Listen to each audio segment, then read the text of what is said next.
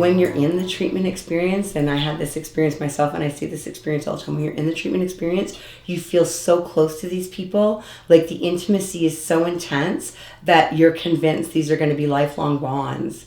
But inevitably, they are not.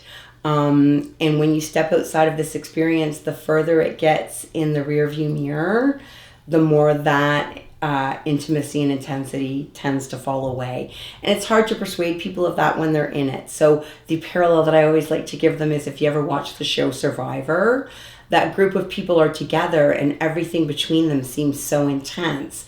But when you step away from that experience, you go back to real life and you realize that the significance that these particular individuals had to you is relative.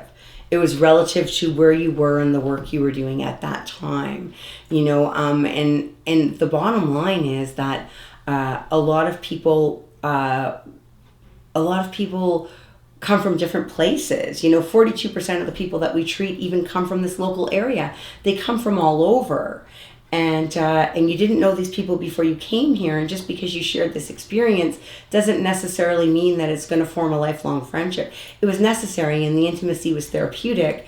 But when we're talking about cancer, and you've had cancer and I've had cancer, we feel very close because we're here dealing with our cancer. But once we've sort of dealt with cancer and we step away, we realize that we have less in common when we're not just dealing with our cancer, right? So what binds us, what brings us together is a shared disease or a shared condition or problem, and it's very it seems to define us while we're here.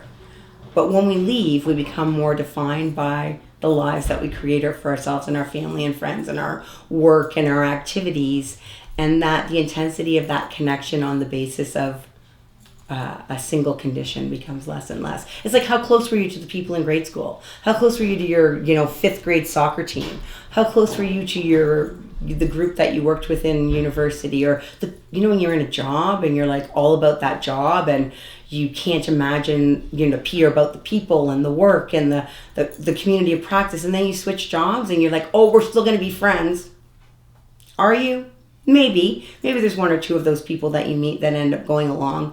But those people are very much defined by it's very relational. It's relational. And when you move on to something else and that relationality goes away, sometimes the friendships do share. If you or a loved one are looking for help with substance abuse, call our 24/7 helpline at 1-800-615-1067. A caring addiction advisor is awaiting your call.